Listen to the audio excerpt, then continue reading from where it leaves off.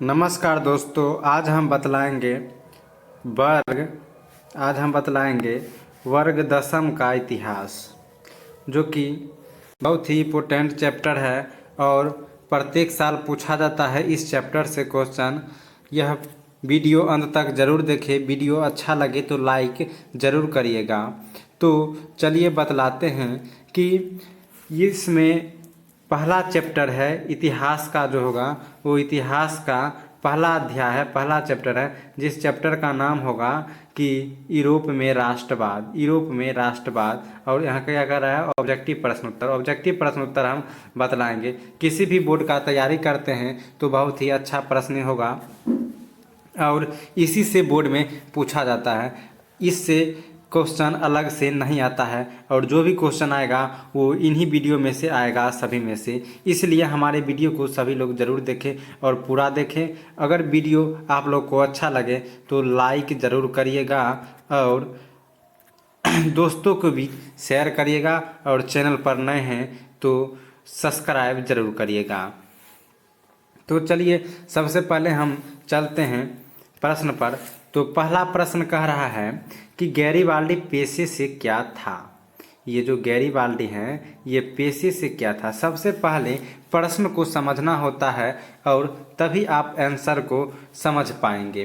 तो जब तक प्रश्न आप लोग नहीं समझिएगा तब तक आंसर नहीं बन पाएगा और रटने से लोग भूल जाते हैं, इसलिए समझने से नहीं भूलिएगा। हम इस पर रटाएंगे नहीं, इस पर हम आप लोगों को समझाएंगे, ऐसा समझाएंगे कि आप कभी फिर भूल नहीं पाइएगा। तो देखिए सबसे पहले हम बतलाते हैं कि गैरीबाल्डी के बारे में। गैरीबाल्डी जो है वो एक व्यक्ति का नाम है, वो विदेश की व्यक्ति है, इसलिए इसका नाम इस तरह है। हम लोगों को पता नहीं चलता है कि गैरीबाल्डी ये क्या चीज़ है। तो गैरीबाल्डी जो है एक व्यक्ति का नाम है और पेशा पूछ रहा है। पेशा मतलब काम होता है। जिस तरह से हम लोगों को काम है कृषि मजदूरी, उस तरह से गैरीबाल्डी का पेशा यानी कि इसका काम क्या था, और यही प्रश्न कर रहा है कि गैरीबाल्डी पेशे से क्या था, यानी गैरीबाल्डी जो व्यक्ति थे वो पेशे से क्या था। तो देखिए इसमें से 4 ऑप्शन दिया गया है। पहला दिया गया है कि सिपाही, दूसरा दिया गया है किसान, और तीसरा दिया गया है जमींदार, और चौथा दिया गया है नाविक। चारों का मतलब आसान है, आप समझते होंगे। सिपाही का मतलब तो सिपाही हो भी करता है। किसान का मतलब होता है खेती करने वाले, कृषिदार, जिसे हम कृषि लोग कहते हैं, किसान होता है वे। और जमींदार मतलब वही किसान जमीन पर काम करते हैं, जिसका अधिक जमीन होता है उसे हम लोग जमींदार कहते हैं। और नाविक का मतलब होता है नाव का चलाना। तो इसका जो है करेक्ट आंसर क्या होगा, सही आंसर क्या होगा, तो सही आंसर ये वाला ही होगा, नाविक। यानी कि ये जो थे गैरीबाल्डी वे नाव चलाते थे, इसलिए सही आंसर क्या हो जाएगा, तो डी वाला सही आंसर हो जाएगा। अब अगला प्रश्न बता रहा है कि वियना कांग्रेस के द्वारा फ्रांस के किस शासन वंश का पुनर्स्थापन की गई। यानी कि प्रश्न इस प्रकार का रहा है कि वियना कांग्रेस के द्वारा फ्रांस में किस शासन वंश का पुनः स्थापन किया गया। वियना कांग्रेस के द्वारा कौन सा शासन वंश था जिसको पुनः स्थापित किया गया, यानी का एक स्थापित किया गया। तो इसमें भी 4 ऑप्शन दिया गया है। पहला दिया गया है हेपस वर्ग, दूसरा दिया गया है अर्लिया, और तीसरा दिया गया है बूर्बो, और चौथा दिया गया है जारशाही। तो इनमें से सही जो आंसर होगा वह सी वाला होगा, जिसका नाम है बूर्बो, और इसी वंश का स्थापना किया गया था। तो चलिए अब चलते हैं अगला प्रश्न पर, प्रश्न संख्या 3 पर। कि प्रश्न संख्या 3 क्या कहता है। प्रश्न संख्या 3 जो है वो कहता है रक्त एवं लौ की नीति का प्रतिपादन किसने किया। नीति का प्रतिपादन किसने किया था। इसमें भी 4 ऑप्शन दिया गया है। पहला दिया गया है मेजनी, और दूसरा दिया गया है हिटलर, तीसरा दिया गया है बिस्मार्क, चौथा दिया गया है विलियम वन। यानी विलियम, इसे वन को हम प्रथम भी कहते हैं, इसलिए अगर विलियम प्रथमा या प्रथम दिया हो तो घबराएगा नहीं, उसका मतलब एक ही होता है। तो इसमें आपको बताना है सही आंसर क्या होगा। तो इससे पहले जो हम सब्जेक्टिव प्रश्न आंसर वाला वीडियो डाले थे वो इसी चैनल पर है, अगर आप लोग नहीं देखें तो डिस्क्रिप्शन में लिंक मिल जाएगा और उसमें सभी बतला दिए हैं। उसमें भी हम इस प्रश्न के बारे में अच्छी तरह से समझा दिए थे। तो इसका जो सही आंसर होगा वह होगा बिस्मार्क। इसका सही आंसर क्या होगा, वो बिस्मार्क होगा। सी होगा सही आंसर। सही आंसर क्या होगा, सी वाला होगा। चलिए अब देखते हैं प्रश्न संख्या 4। तो प्रश्न संख्या 4 है कि जाल बेरिंग। जाल बेरिंग एक संस्था थी, वो जाल बेरिंग संस्था किसका था। तो ऑप्शन नंबर ए कह रहा है कि क्रांतिकारियों का, बी कह रहा है व्यापारियों की, सी कह रहा है विद्वानों की और डी कह रहा है पादरी सामंतों की। तो इसका जो सही आंसर होगा, इसका जो सही आंसर होगा वो होगा व्यापारियों की, यानी कि बी। तो प्रश्न कर रहा है कि जाल बेरी, प्रश्न बोल रहा है जाल बेरिन जो था वो एक संस्था थी। तो किसका संस्था था, तो वो व्यापारी का संस्था था। इसका ऑप्शन बी वाला सही होगा। चलिए अब अगला प्रश्न पर चलते हैं।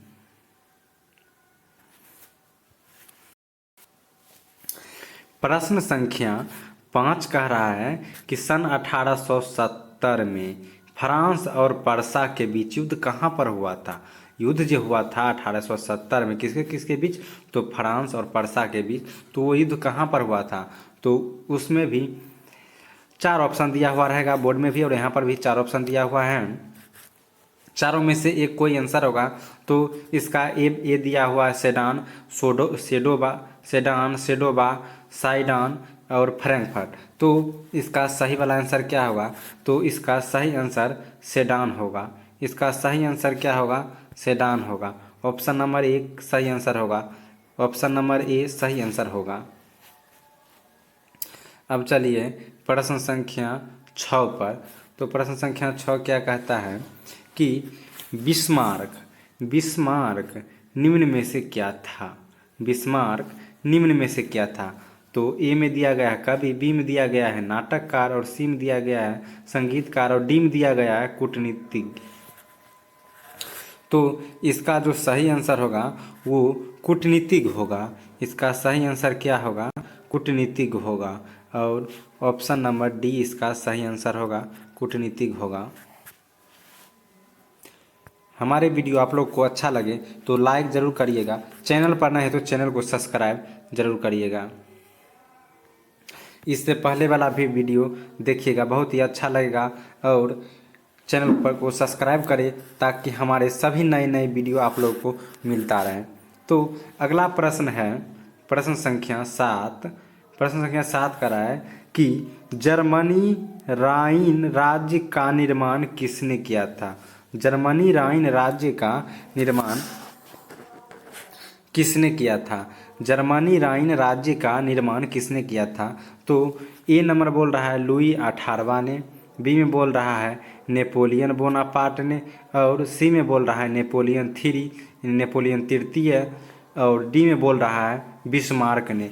तो इसका सही आंसर जो होगा वो बी होगा, नेपोलियन बोनापार्ट ने। इसका सही आंसर क्या हो जाएगा, बी हो जाएगा, नेपोलियन बोनापार्ट ने।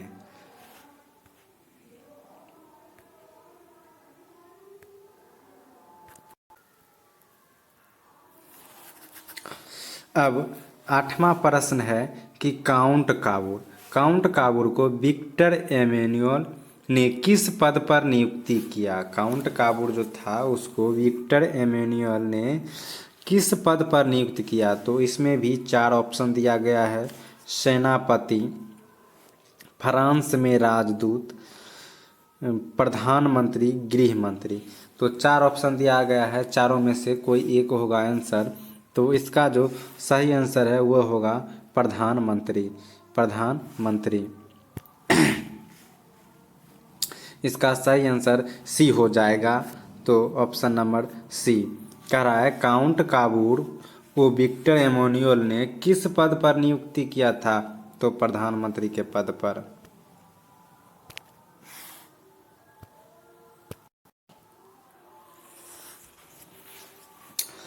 9वां प्रश्न है कि यूरोप वासियों के लिए किस देश का साहित्य एवं विज्ञान प्रेरणा स्रोत रहा?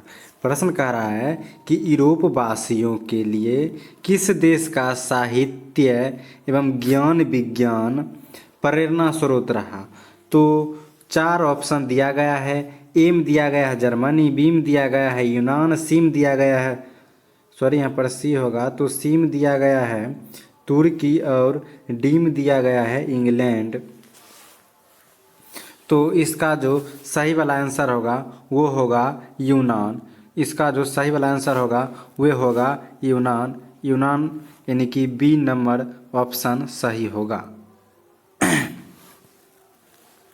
यूरोप वासियों के लिए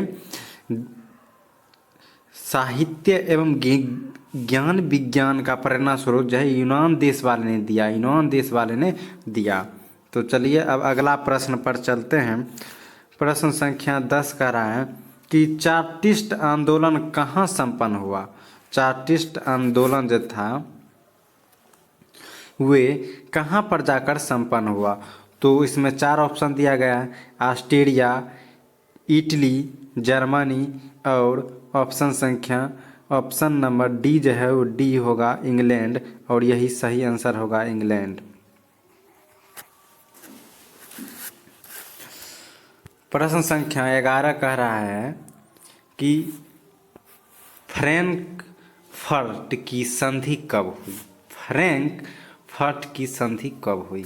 तो इसमें भी 4 ऑप्शन दिया गया है, 1864, 1866, 1870, 1870, 1871। तो इसका जो सही आंसर होगा वो डी वाला होगा 1871। ये सही आंसर होगा 1871, ऑप्शन नंबर डी। चलिए अब चलते हैं अगला प्रश्न पर। प्रश्न संख्या 12 कहता है कि इटली एवं जर्मनी वर्तमान में किस महादेश के अंतर्गत आते हैं? वर्तमान का मतलब अभी जो है वह किस देश के अंतर्गत आते हैं? तो यहाँ पर दिया गया है उत्तरी अमेरिका, दक्षिणी अमेरिका, यूरोप और पश्चिमी एशिया। तो इसका जो सही आंसर होगा वह होगा यूरोप, यानी कि अभी जो वर्तमान में जर्मनी एवं इटली वर्तमान में यूरोप में आते हैं, यूरोप महादेश में आते हैं। चलिए अब हम चलते हैं अगला प्रश्न पर।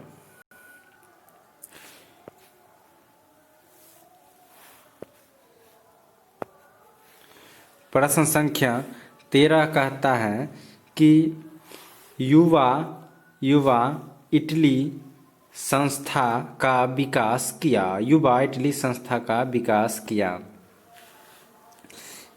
दिया गया है मैजनी ने, काउंट कावूर ने, गैरिबाल्डी ने, बिस्मार्क ने। तो इसका सही आंसर बताना है, तो इसका सही आंसर मैजनी ने होगा। इसका सही आंसर मैजनी होगा, ऑप्शन नंबर ए। अब चलिए प्रश्न संख्या 14 क्या कह रहा है? तो प्रश्न संख्या 14 बोल रहा है 1829 ईस्वी में एड्रियानोपुल की संधि किस देश के साथ हुई? 1829 ईस्वी में एड्रियानोपुल की संधि किस देश ने किया या किस देश के साथ हुआ? तो 14 का 4 ऑप्शन दिया गया है, तुर्की, यूनान, हंगरी, पोलैंड ने। तो इसका सही आंसर होगा तुर्की ने। तुर्की के साथ यह अलग हुआ। एड्रियानोपुल की जो संधि था मतलब तुर्की के साथ हुआ। संधि मतलब होता है जोड़। यह एड्रियानोपुल किसके साथ जुड़ा? तो यह तुर्की के साथ जुड़ा। चलिए अब प्रश्न संख्या 15 क्या कह रहा है। प्रश्न संख्या 15 कहता है कि मेजनी का संबंध, मेजनी जो था इसका संबंध किस संगठन से था, किस संगठन से था। तो इसमें दिया गया है लाल सेना, कार्बोनरी, फिलिक हेटारिया और डाइटने। तो इसका जो सही आंसर होगा वो होगा कार्बोनरी। काहे कि मेजनी का संबंध कार्बोनरी सदस्य से था, मेजनी का संबंध कार्बोनरी सदस्य से था, मेजनी का संबंध कार्बोनरी सदस्य से था, मेजनी का संबंध कार्बोनरी सदस्य से था। इसलिए इसका आंसर हो जाएगा कार्बोनरी, बी वाला ऑप्शन सही होगा। अगला प्रश्न है कि इटली, अगला प्रश्न है इटली एवं जर्मनी, इटली एवं जर्मनी का एकीकरण के विरुद्ध निम्न में से कौन था। यानी कि इटली एवं जर्मनी का जो विरुद्ध निम्न में से कौन था। तो इस प्रश्न का आंसर क्या होगा। तो इसमें 4 देश का नाम दिया गया है, इंग्लैंड, रूस, पर्सा, ऑस्ट्रेलिया। तो इसका सही आंसर क्या होगा। तो इसका सही आंसर जो होगा वह होगा ऑस्ट्रेलिया। इसका सही आंसर क्या होगा, ऑस्ट्रेलिया। इसका सही आंसर ऑस्ट्रेलिया होगा। ऑप्शन नंबर डी, और sorry option number C, option number C सही होगा।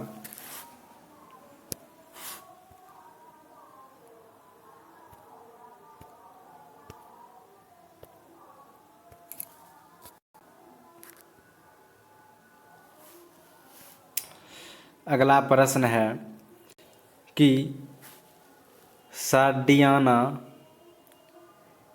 पिडमाउंट का शासक कौन था। सार्डियाना पिडमाउंट का शासक कौन था। तो इसमें भी दिया गया है Napoleon three, count Cavour, Victor Emmanuel, William प्रथमा। तो इसका जो सही आंसर होगा वह सी वाला होगा, विक्टर एमेन्युअल। यही जो है वो सार्डियन और पिडमाउंट का शासक था। तो सी वाला सही आंसर होगा। प्रश्न संख्या 18 को देखते हैं। तो 18 कहता है कि यूनानी स्वतंत्रता आंदोलन के दौरान कौन ब्रिटिश कवि शहीद हुई। प्रश्न कह रहा है कि यूनानी स्वतंत्रता आंदोलन के दौरान कौन ब्रिटिश कवि शहीद हुआ। यानी कि कौन सा ब्रिटिश का कवि था जो मर गया, कब। तो यूनानी स्वतंत्रता आंदोलन में। तो इसमें भी 4 ऑप्शन दिया गया है, लॉर्ड वायर, कासूत, फ्रांसिस डिक, विलियम प्रथमा। तो इसका जो सही आंसर होगा वो ये वाला होगा, लॉर्ड वायर। ये करेक्ट आंसर होगा, ये वाला करेक्ट आंसर होगा। चलिए अब अगला प्रश्न पर चलते हैं। प्रश्न संख्या 19 क्या कहता है। प्रश्न संख्या 19 कहता है कि पर्सा का शासक कौन था। पर्सा जो था देश, उसका शासक कौन था। Napoleon Bonaparte, William three, Victor Emmanuel और विलियम प्रथमा। तो इसका सही आंसर क्या होगा। इसका सही आंसर डी होगा, विलियम प्रथमा। विलियम प्रथमा जो है वही था पर्सा का शासक। इसका आंसर क्या हो जाएगा, तो डी हो जाएगा। चलिए अब अगला प्रश्न पर चलते हैं। तो प्रश्न संख्या 20, प्रश्न संख्या 20 कहता है कि जर्मनी एवं इटली के एकीकरण के समय फ्रांस का शासक कौन था। फ्रांस का शासक कौन था, कब, जब जर्मनी और इटली का एकीकरण हो रहा था तब। तो इसमें भी 4 ऑप्शन दिया गया है, Napoleon Bonaparte, Napoleon three, Victor Emmanuel और विलियम प्रथमा। तो इसका सही आंसर होगा नेपोलियन थ्री। यानी कि प्रश्न में कह रहा है कि जर्मनी एवं इटली के एकीकरण के समय फ्रांस का शासक कौन था। तो विलियम III जो है वो फ्रांस का शासक था। इसका आंसर क्या हो जाएगा? बी हो जाएगा। अब आइए प्रश्न संख्या 21 को देखते हैं। प्रश्न संख्या 21 कह रहा है कि यूरोप का मरीज किसे कहा जाता है? यूरोप का मरीज किसे कहा जाता है? बहुत ही अच्छा क्वेश्चन है, बोर्ड में पूछने वाला है और पूछ चुका भी है। रूस को, जर्मनी को, तुर्की को, यूनानी को? तो इसका आंसर जो होगा वो सी होगा, तुर्की को। प्रश्न संख्या 22 कह रहा है कि यंग यूरोप या यूरोप की स्थापना किसने की थी? यानी कि यंग यूरोप या यूरोप की स्थापना किसने किया था? तो काबूर ने, मैजनी ने, बिस्मार्क ने, गैरिबाल्डी ने? तो इसका आंसर क्या होगा? तो इसका आंसर जो है वो होगा मैजनी ने। इसका आंसर होगा मैजनी ने, यानी कि बी वाला सही आंसर होगा। ऑप्शन नंबर बी सही होगा। चलिए अब प्रश्न संख्या 23 पर चलते हैं। तो प्रश्न संख्या 23 बोल रहा है कि वियना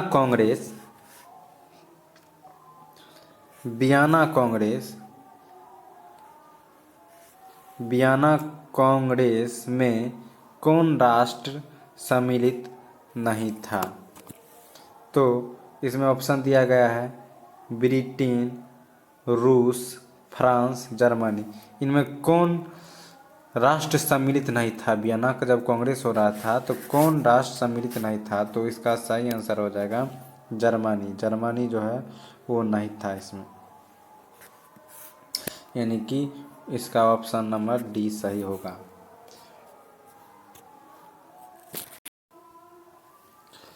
प्रश्न संख्या 24 कहता है कि वियना कांग्रेस में पवित्र संघ योजना किसने प्रस्तुत की? तो बता रहा है रूस, ब्रिटेन, फ्रांस, ऑस्ट्रेलिया।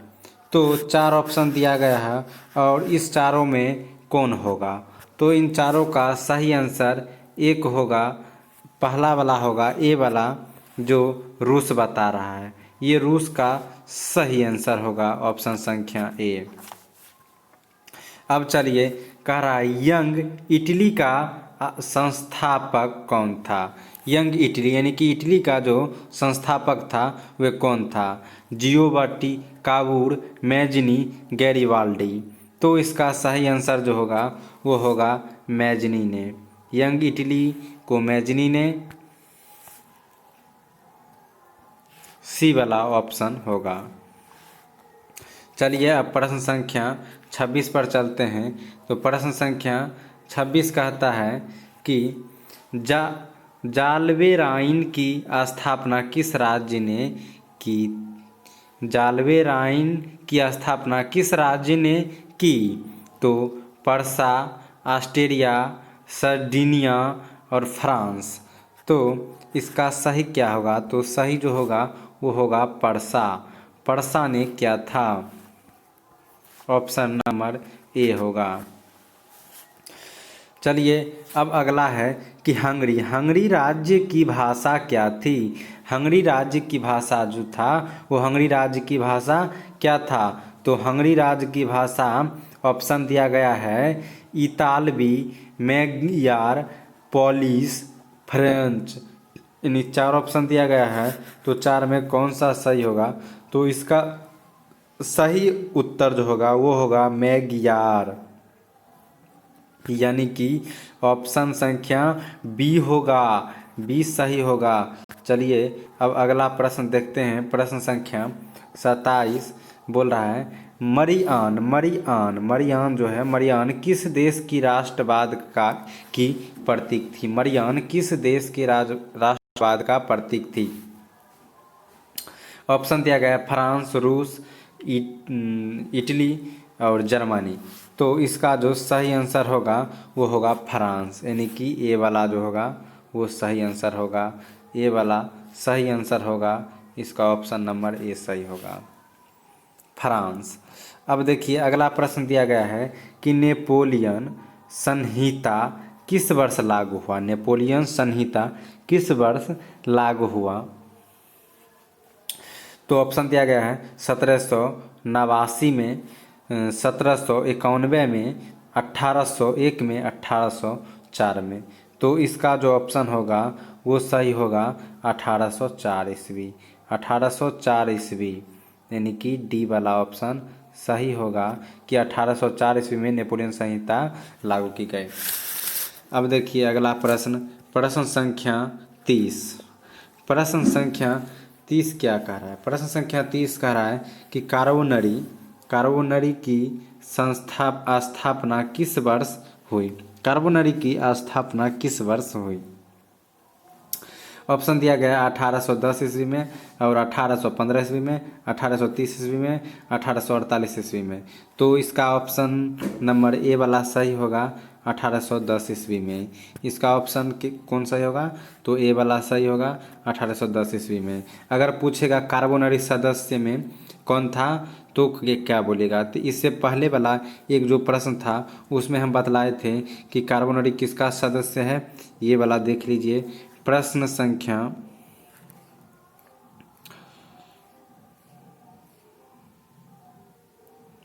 ये होगा प्रश्न संख्या 15। अगर देखे थे तो उसमें क्या होगा कि मैजनी का संबंध किस संगठन से था। तो वो होगा कि मैजनी का संबंध जो था वो कार्बोनरी सदस्य था। और कार्बोनरी का स्थापना कब हुआ था, तो कार्बोनरी का स्थापना हुआ था। अगर अब जो क्वेश्चन देखें उसमें क्या बता रहा है कि कार्बोनरी की स्थापना कब हुआ था।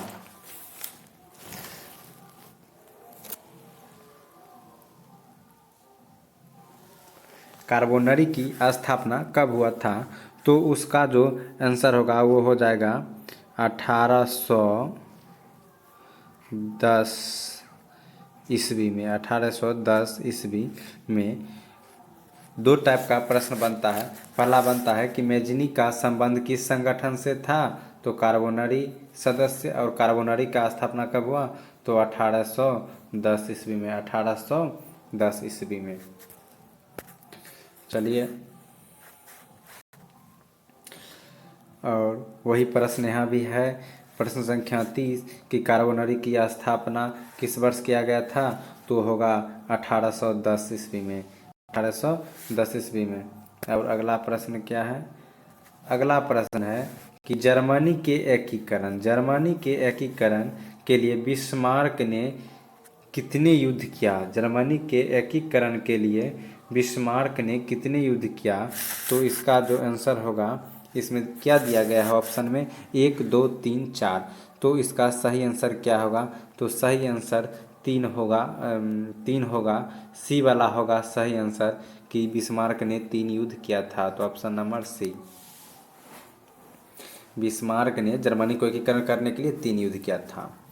अब है 32वां क्वेश्चन कि 1789 में फ्रांसीसी क्रांति के समय वहाँ का राजवंश का शासन था। राजवंश का शासन था, तो किस राजवंश का शासन था। तो ऑप्शन में दिया गया है ड्यूडर, स्टुअर्ट को, बुर्बो को और रोमनोव को। तो इसका आंसर क्या हो जाएगा, तो इसका आंसर हो जाएगा बुर्बो वंश का, यानी कि 1789 में फ्रांसीसी क्रांति के समय वहाँ का जो राजवंश था उसका शासक कौन था, तो बुर्बो था।